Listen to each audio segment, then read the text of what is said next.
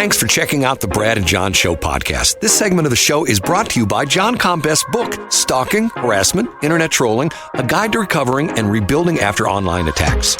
It's a great reference if you've ever been the unfortunate target of a social media attack. It's available on Amazon. Just search John Combest. That's C-O-M-B-E-S-T, John Combest, and the book will show up in your search results. Now it's time for another segment of the Brad and John Show. Can you handle it? It's me, Eggburt, once again. I'm the new owner of this station. I went out and hired the best talk radio consultant, Jeff Allen from News Talk STL, and told him to hire the worst talent he could find. Jeff did exactly as I told him. Ladies and gentlemen, here are Brad and John. John, we're going to start this segment off. This is going to be Ask John. This is going to be John is going to give his advice, okay? I'm happy to. I'd love to. Maybe not necessarily advice, but your opinion, okay? Last week, I'm heading west in 44, and I'm out in Franklin County. I'm past the St. Louis County line. I'm on I-44. I'm between Pacific and Gray Summit, the Highway 100 exit. There's two of them out there. There's 100 at Gray Summit, 100 at Washmo, okay? And I look in my rearview mirror, and let me give you the important parameters. I'm doing 75. Cruise control set at 75. Speed limit is 70 out there. Cruise control at 75. I'm a +5 kind of guy, you know? Yeah, so am I. Okay. I look in my rearview mirror, and I've got a tractor trailer who is maybe 5 feet off my bumper. Ooh. Okay, now I'm in the center lane. Keep in mind, I'm in the center lane, okay? So I look in my rearview mirror. 5 feet becomes 4 feet. 4 feet becomes 3 feet. He's literally 2 feet off my bumper. And we're doing 75. And he's, by then, the thing that caught my attention was I saw this in my side view mirror, and he's flashing his lights and honking his horn at me, okay? I'm doing 75 in the center lane. Now, John, I'm not in the left lane, sitting in the left lane doing 65. Yeah. I'm in the center lane doing 75. Isn't that like what you should be doing? I mean, absolutely. And there's nothing blocking him on the lane's not closing up ahead. I'm thinking of possible reasons why he wouldn't just use the passing lane to pass. Well, I couldn't figure that either. So, and this is going on for this happened just before I got to Pacific. Okay, if you know that area there, you come down there, you're going through the whoops there between Pacific and Eureka, and then there's a slow left-hand curve that you come into Eureka, come into Pacific, and that's when he started coming on for me. So essentially, for the entire length of the span from just east of the Pacific exit, almost all the way out to the Gray Summit exit. Okay, so at the Gray Summit exit, he passes me on the right, and I'm thinking to myself, this is not going to be good, because I thought to myself, I know exactly what he's up to. He passes me on the right, and as he gets about halfway in front of me, so in other words, the front part of the tractor trailer is in front of me, the back part of the tractor trailer is behind me, he honks at me again, throws his hand out the window, flips me off, and cuts me off and forces me into the fast lane. And I'm going like, this is nutty. And I'm thinking to myself, okay, what the hell's the problem? I mean, I wasn't in the left lane. Now, once again, if I was in the left lane and I was doing 75, because I think it's still a law in the state of Missouri is, unlike multi-lane highways, the law is you're supposed to keep right except for passing, okay? You're right, and that you can't just set the cruise control at 75 in the passing lane. You're right. Even though that's legal speed, or even though the legal speed limit's 70, it doesn't allow you to block the fast lane. You're supposed to stay out of that fast lane, okay? Center lane, dude, get off my damn bumper. You know what I mean? Yeah. So clearly he had some kind of a problem. Yes. And now also, Brett, so first of all, number one, you did the right thing. And you did the right thing this is a forward-looking statement, but you didn't retaliate against him in any way. And also think of how many people, if he's going from here to Lord knows where, Tulsa, Oklahoma, how many people he did the exact same thing to. Well, so it's not anything personal. The rest of the story is then he comes up on the left side of me, and I realize at this point in time there's a woman in the passenger seat, and she rolls down the window and throws comfortable shoes at me. Yeah, I bet she did, Brad. And you know what? Now she's got to go to Naturalizer and wait for another clearance to spend another $17.95 on a pair of shoes that no man wants to slip off after an event. And by the way, can we go back to the song real quick? A 15-second anecdote about the song, Brad. Yes, go ahead. is that the line in there that's most accurate. Now, Mark Maxwell is going to do a fact check on this and show that the song is not accurate. But the one line that's accurate is when you say that if you wear comfortable shoes, John will be your best friend. The truth is, if I see you and you're a woman and you're in comfortable shoes, you are automatically friend zoned. Like, any hopes for the future? If you think one day, I'm going to, John's going to start hitting the kitten, you're out of here. Okay. I will be your friend if you wear comfortable shoes. Okay. So, Brad, you were talking about I-44. Okay. Can I? There's something just popped up on my Facebook page. I'm so ticked off at this guy. This guy, I don't know where he's at. I don't know why he keeps coming up. Ed Golterman? Why does he keep coming on your page, Brad? No. His name is Jeff Adams. I just opened my Facebook feed, and here he is, Jeff Adams. Okay, here we go again. Okay, I'm going to read this. Hindsight is always 20/20, so I have no regrets, but I should have exited WINC-FM and the radio industry entirely in 2011. But then again, the next 10 years of my career were full of highlights, including 3 Marconi nominations and being the #1 on air simultaneously in 2 different markets. But the WINC-FM years with the Lewis family, the original owners, are something special indeed. All he does is complain about, I used to be in the radio business and it sucks. And now it sucks. Ah, man. Well, but we're, and we're coming, Brad, we mentioned earlier, off WrestleMania. And there's a cliche in the wrestling business of, excuse me, let me clear my throat here for a second. There's a cliche in the wrestling business of when the world changed and when Vince McMahon came in and bought up the St. Louis territory and all this stuff changed, there's the cliche of all these wrestlers that missed out on a ton of fun, on a ton of opportunity, on a ton of money, to just sit around and be bitter. And no matter what happens, Brad, there are people that probably worked at Monsanto that were really unhappy about Bayer, and we all sit back with rose-colored glasses and we're like, oh, remember in my day, things were great. And we forget about this guy forgets about whatever bad times he had at this radio station, and he only remembers the good times. And I like, though, in his complaint, how he was able to both complain and be bitter, but also let everybody know that he won some awards. But see, once again, it's to the point where, once again, to a certain extent, the radio business is a tough business, okay? And have I had my highs and lows? I mean, some would say I've got my lows right now, and some would be right. But the highs and lows of any business where essentially it's not like a job where you start at 21 and you retire. I mean, like, what's the old crazy thing? There are a lot of jobs where they do the math. You know what I'm talking about? And they do it so much that the retirement funds have a target date on them, and they can tell you, okay, you just follow this formula and you'll be done. Right.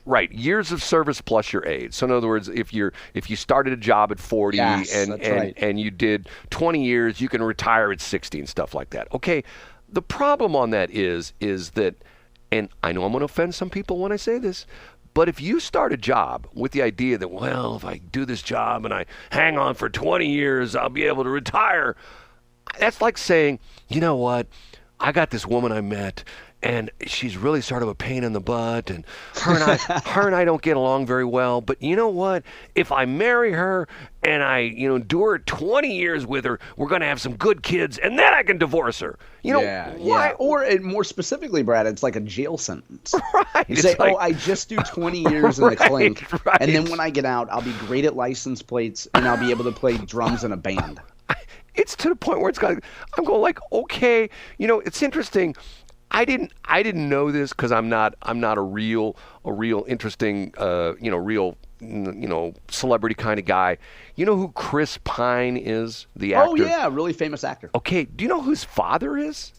No. I didn't know this until I'm listening to Wait, Don't Tell Me on NPR. Yes, I do listen to that every week. I enjoy that show where they do the trivia show and stuff like that. Okay, his father is Robert Pine. Now, I know what you're going to say. Who's Robert Pine? Okay, did you ever watch Chips, the TV show? Oh, yeah, I love Chips. Okay. I love Chips. You know who Robert Pine is?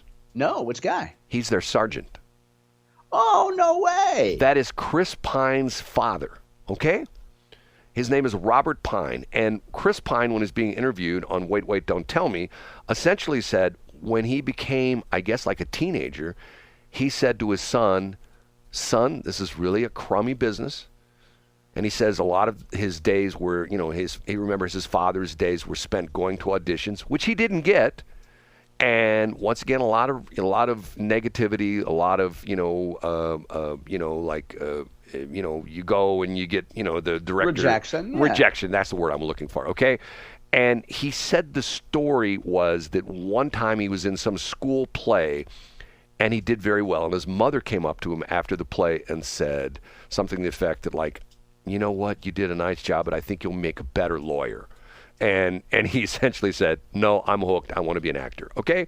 Once again, you go into something and you say, I know this is a tough business, and I know whatever it is. I mean, once again, it's like someone who wants to be, how many times did you watch American Idol? And let's go, now it's on the version 2, which is on ABC. Originally started out on Fox. What is it, 26, 27 years, 28 years now? Yeah, long time. Long time, okay. Except for Carrie Underwood and Kelly Clarkson, tell me 5 of the American Idol winners. Can you do that, John? Couldn't do it. Absolutely couldn't right. do it. And once again, these were people that at the time were, oh my God, did you see when the Final Four the other night when it was Bertram and Huxtable and blah blah blah, and oh my God, she was so good and he was even better. And now there's like, bonk, they're gone. We don't even know who they are anymore. Okay, it's Carrie Underwood and Kelly Clarkson. Okay, once again, this is a tough damn business.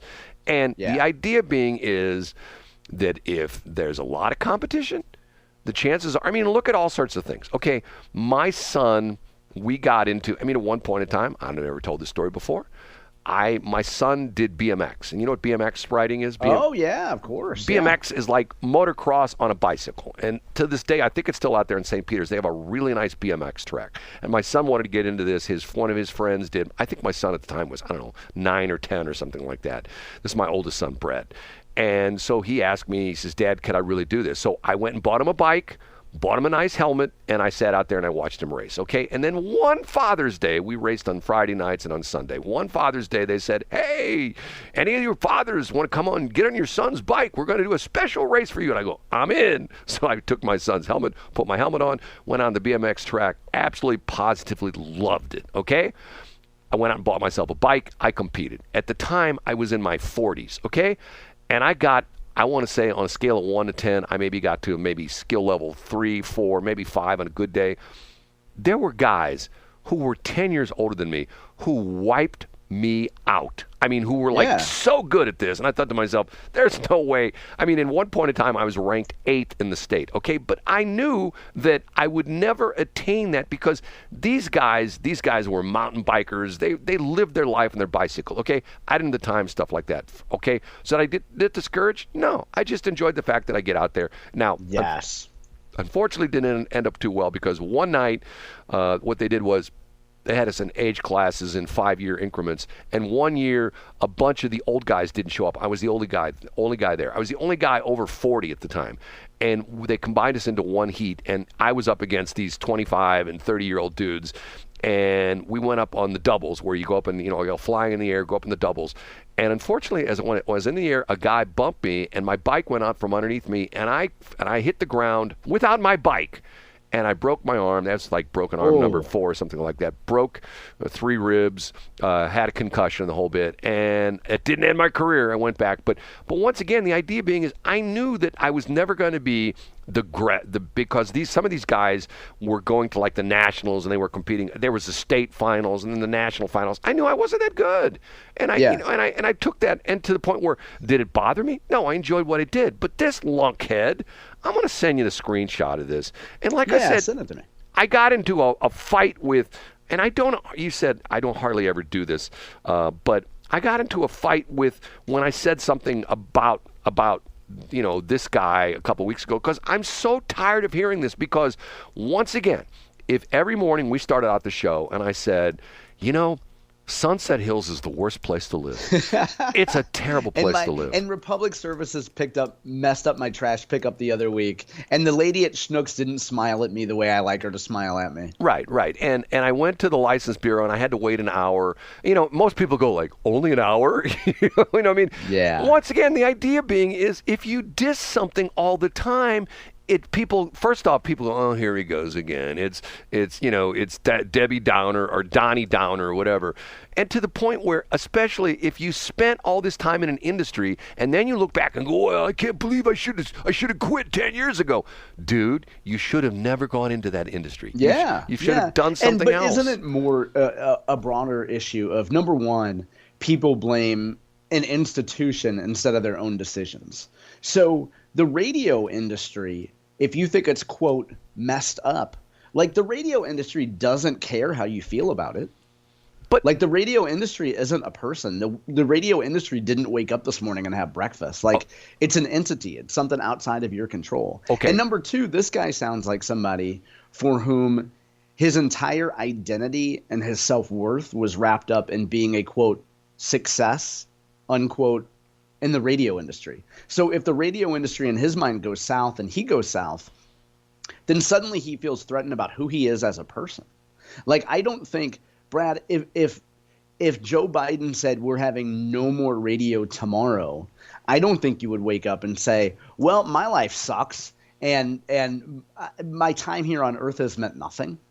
Like, you wouldn't internalize that because your self-worth isn't tied up in the radio industry. Well, but I think sort of the problem that I have with the whole situation is he's saying, look how bad things are now in the radio business. Okay, and when I was going back and forth with a couple of these people, he's got another guy jumped in who was also an ex-radio person, and they go, radio's terrible now. Nobody listens to radio. I pull up the article from March, or it was either February, March, from Nielsen, still talks about radio is the number one mass media. Yeah. And the crazy thing about it is, okay, the radio business has gone through some crazy times, okay? Back in the 30s and 40s, it was the entertainment medium. People used to sit around. There's pictures of people sitting around their radios in the living room listening to the radio, okay? Then television came along, and radio went through identity crisis because most of radio was network programming. It was the Jack Benny show, and it was the so-and-so orchestra and stuff like that. All of a sudden, that moved over. It was Lark's Welk, and that all moved over to television, okay? So what did radio do? It reinvented itself, okay, on the AM dial, and you've got the Wolfman Jacks of the world and the Dick Clarks of the world who came along and reinvented radio, okay? Then radio went through another change in the late 60s, early 70s, where all of a sudden there's these FM stations. You had all these progressive stations like KSHE and WMMS and WPLG in New York and stuff like that. So then it went through another change when I got into it, where Top 40 moved from AM over to FM, and then when it looked like AM was dead, Rush Limbaugh comes along and brings this whole new format of